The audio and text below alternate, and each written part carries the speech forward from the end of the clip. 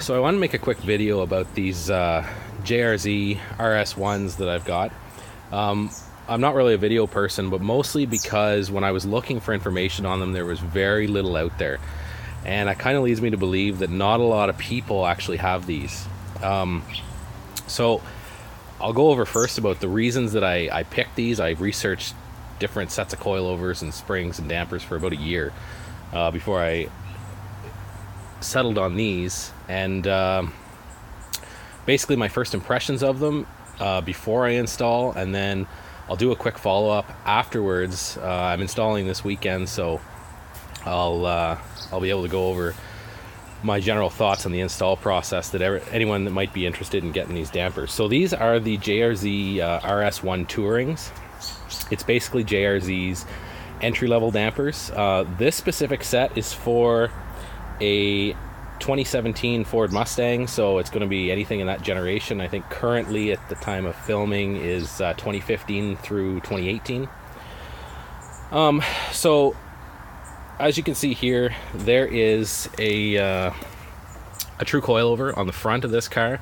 On the rear of this car, there's going to be a damper and then a separate spring assembly, adjustable spring assembly. So the reasons that I chose this kit,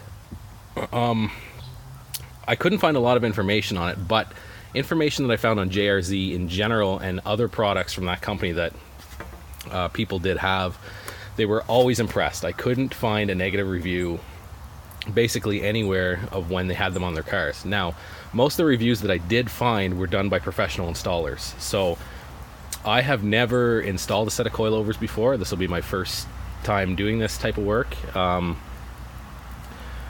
And there's a few things that caught my attention kind of as I took the dampers out of the package. Now, all the parts seem extremely high quality, great machining. Just for a little disclosure, I have a mechanical engineering background, so some of the things that'll catch my eye might be a little bit different from some other people with different types of backgrounds. But so far, very impressed with the machining. The threads are done really nice, nice welds. But there are a couple things that I have concerns a little bit, and it's probably because I'm fairly new to this type of work, and I'll go over those quickly.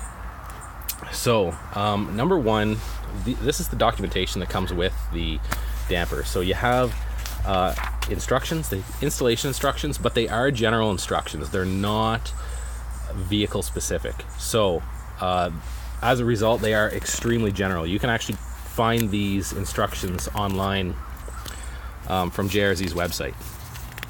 So they don't go into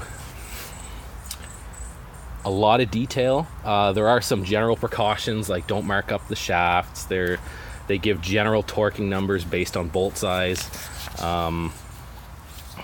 and you know what the shock dyno graph would typically look like for a typical shock. Not specifically this shock, but it's supposed to be identical, so I mean you could assume it's this shock. So these are fairly well written for general instructions. There's also this addition that instead of rewriting instructions, it looks like they made a change to the way that the damper is built, a small improvement.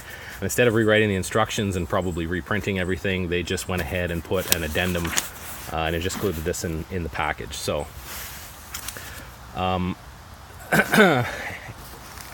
I can see some issues looking at the dampers already that I'm going to have to figure out some of the installation instructions myself. But as I said, I'm going to make another video and I'll follow that up with how it actually went and what I figured out to do. So a couple other little concerns that I have. The front assembly looks extremely good. There's absolutely nothing wrong that I can see with this, and I can see the installation of this going extremely well. The only little aspect that I have is, I believe that the adjustment knob on the top of get you in the screen here, where is it? On the top of the damper here, the little adjustment knob, I can see that actually needing to come off. Like, I'm sure it is actually going to need to come off. There's no instruction. It appears that there's a small Allen key in there, but it may also be a roll pin. And if it's a roll pin, you'd have to be extremely careful not to bend the shaft or anything when you take this out. And I think it's probably an Allen set screw, but in my follow-up, I'll go over that. Other than that, rest of the shock looks fantastic. So, onto the rear. The rear shock itself looks, again, great. Same sort of thing at the top end. There's going to be a small, you can't see in there, but it appears that it is a small set screw, one on each side, I suppose. So, I apologize for the filming. I'm looking more looking more directly at the stuff rather than through the camera. So, not a big issue there. One of the more concerning things that I see is that, well, the front damper has, where is it? It has kind of a locking screw right here. So when you get this set to the right height that you want it, you can clamp this down and essentially keep it from turning. On the back, however, this is one of the spring perches, and this is how you're going to adjust the ride height of the car, by adjusting this spring perch. Now, there's no such locking feature on this, and I don't know if that is going to stay a constant ride height as you drive the vehicle, whether it's going to vibrate loose and unload this thread enough that it will be able to walk around and actually change the ride height. Again, that's something that I may have to do a review on in a year's time or something like that. I'm gonna have to check the vehicle height and keep monitoring it every once in a while. You would have an option where you could mar the thread and essentially lock the vehicle height against it, but that really defeats the purpose of not defeats the purpose of a set of coilovers, but essentially makes them, once you set your ride height, that is your set height going forward. So I don't want to do that. I want to avoid that, and hopefully I'm going to try it without marring the thread, and hopefully there'll be enough preload on these springs that that ride height is going to stay constant. So as you can see in the back, the stock setup is going to be a single coil spring. JRZ's gone with 2 springs with sort of an adapter perch that go in between. Not sure which is top and which is bottom. Again, there's no instructions. I'm assuming this adjustment is probably going to be the top, but we'll see that when we get the car apart. Is there anything else that I wanted to talk about? Oh, the spring rates. So JRZ is supposed to be a fantastic engineering suspension company, so I didn't ask for any specific springs, although apparently you can specify spring rates and change it up. I went with their recommended standard spring. I figure JRZ knows a hell of a lot more about this stuff than I do, so we'll give that a shot. Really what I'm looking for is a more controlled ride.